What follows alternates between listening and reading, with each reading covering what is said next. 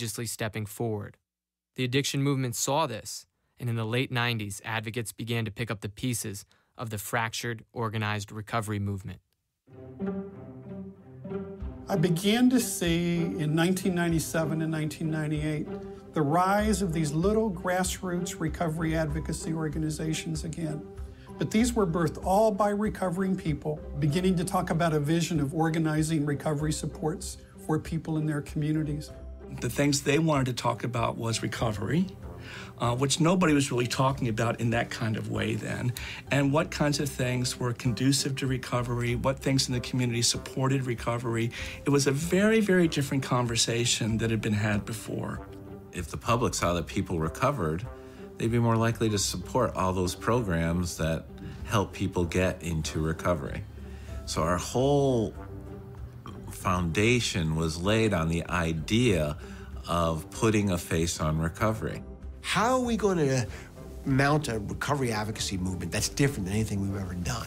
And a group of us realized we needed to go get some money and try to fund this recovery advocacy work in some sort of cohesive, coordinated fashion. In 2001, people in recovery came together in St. Paul, Minnesota to launch this new national campaign. And they spent 2 years planning this event because no one knew whether or not people in recovery would be willing to come together and organize, just like people with other health conditions have. But the key issues still remain, how do we create some connecting tissue around all of us as these small fledgling organizations? And so what we did was we created an organization called Faces and Voices of Recovery. That meeting became the turning point the recovery advocacy movement so badly needed, stitching together not only so many smaller organizations, but also unifying principles and ideas for the battle against the discrimination of people with addiction. One of the first initiatives was recovery message training, giving people a new language to share their recovery stories with a purpose, with the goal of hitting the stigma right between the eyes. So we've all kind of like identified ourselves in a number of different ways, right? We all have this different relationship to recovery, a different relationship of why we're here. We're gonna make a list of all the different ways that, the words that we use to describe addicts, alcoholics. So what are some of the common phrases or words that other people use to describe us? Junkie. Okay. I heard lush, junkie. Low life. Alky, low life. Loser. Bum. Liar. Thief. Crackhead, pothead. Oh, yeah. Dope fiend. Yeah. Why was it easy for us to think of this list so quick? Because we've been called those things, right? We've been identified by those things. What is the common denominator of all these words up here? They're negative, right? So the name of this training is Our Stories Have Power. We know that a lot of people have want to address the issue of stigma related to recovery, and this is a great way to do that, to learn how to talk about your recovery in a way that's not going to feed into the negative public perception. You walk people through it, you know, you let people get to know you first, and you determine when it's appropriate to disclose. And in the way you disclose, I think, how you share it with people, I think is just as important as what you're sharing. When you get elected to the Senate at age 25, you have a certain sense of invincibility or power. And it's contrary when people are telling you that you have a problem with alcohol or other drugs, you know, that you can't handle that, but you could handle this. The more I drank, the more I wanted to drink, the worse it got. The Senate was redistricting, and we were going from a 50-member Senate to a 38-member Senate. And the folks in the leadership thought I couldn't handle being here anymore and eliminated my Senate seat. After being out of office 3 or 4 months, I was arrested for possession of cocaine. When you go from being a lawmaker to a lawbreaker, that's a good story for the press. Cuffed, thin, and strung out, the courts ordered Kader to rehab. And that's when I ended up going to treatment and getting into recovery.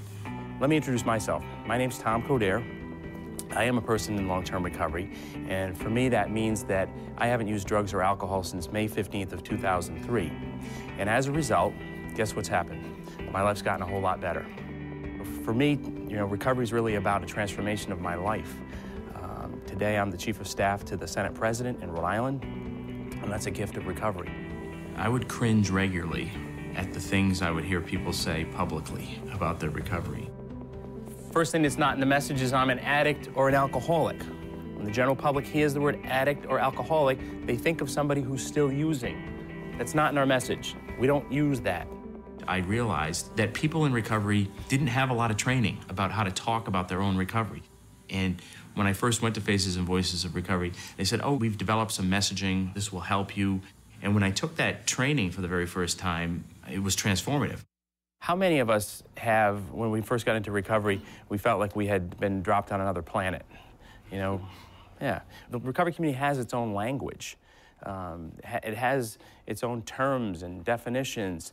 When we say something to each other, we almost know what we're talking about, but out in the general public, they may not.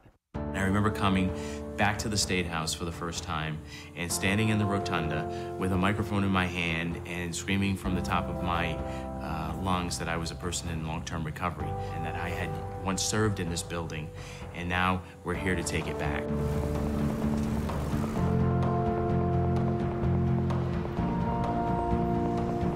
We're lucky today. There was a time when it wasn't okay to be public about your recovery. For many of us, we were afraid of the discrimination we'd face if people found out. Well, thanks to all those who came before us and showed the courage to tell their recovery stories, the faces and voices of recovery, we can be here today at a national party convention showing that recovery is indeed a reality. When I went around the country, I realized this is something that we really need to train more people to do. If we can train recovery armies how to talk about their recovery, we'll be able to affect public policy, not just in Washington, but in all 50 states.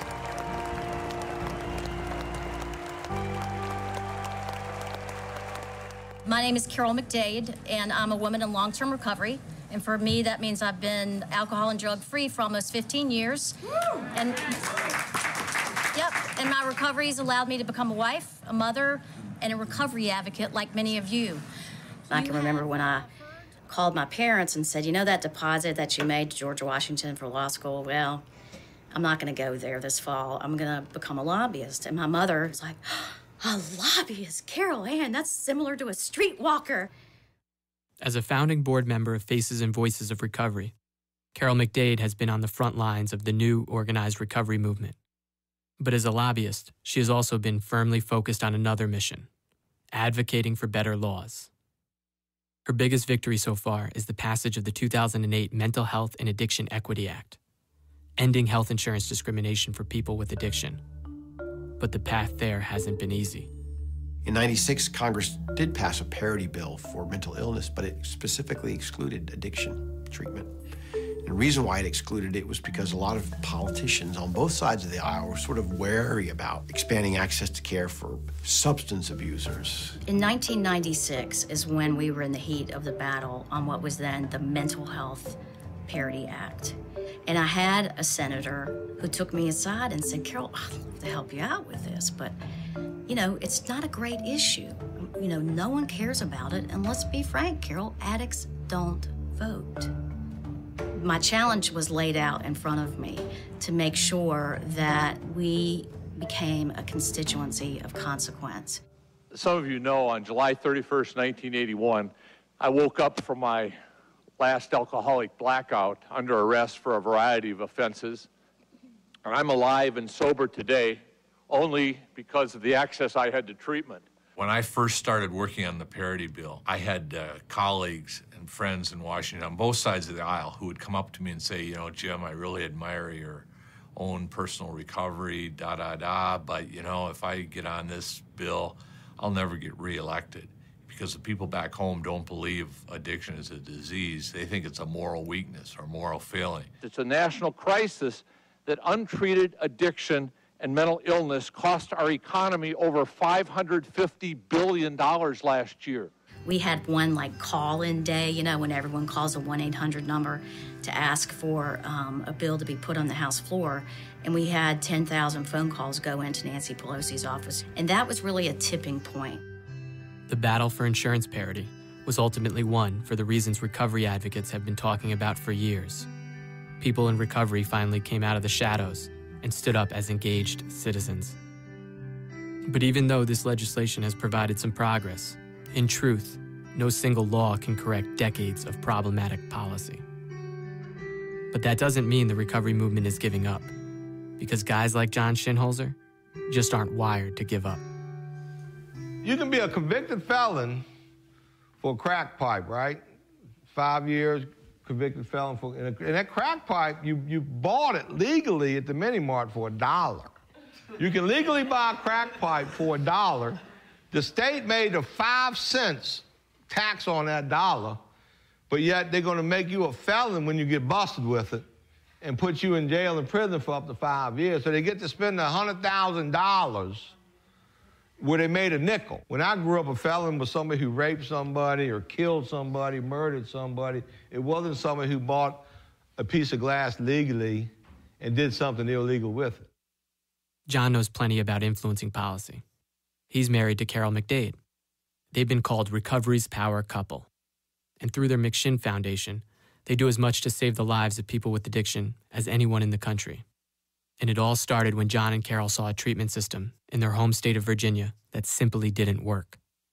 In 2004, he and I were really frustrated that we lived in a state with all the work we did. He'd always worked with people in recovery, and that you had to wait 32 days for a treatment bed in the state of Virginia. It was just unacceptable, and people were dying. And so we started a recovery community organization called the McShin Foundation. We have people who are, leaving jails and prisons, and we have people who are on trust funds.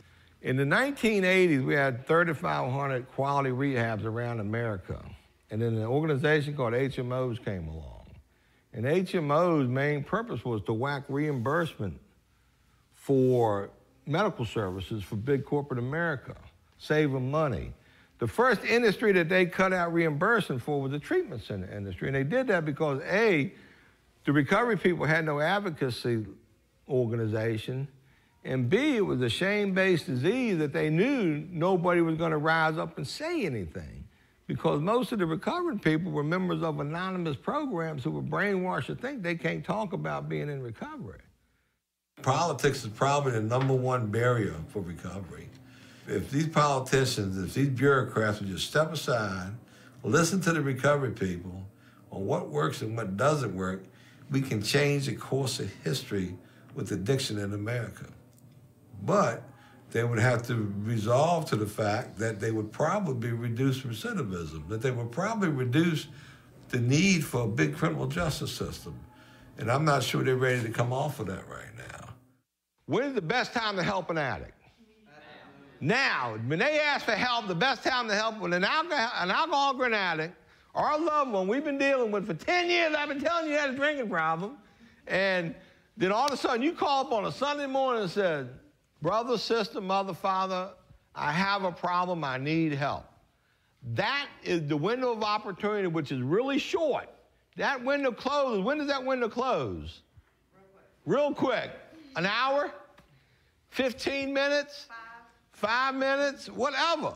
You go to a community service provider, they say come back in 25 days? Have you lost your mind? You know how many circular saws you're going to steal from Home Depot in 25 days? Not only that,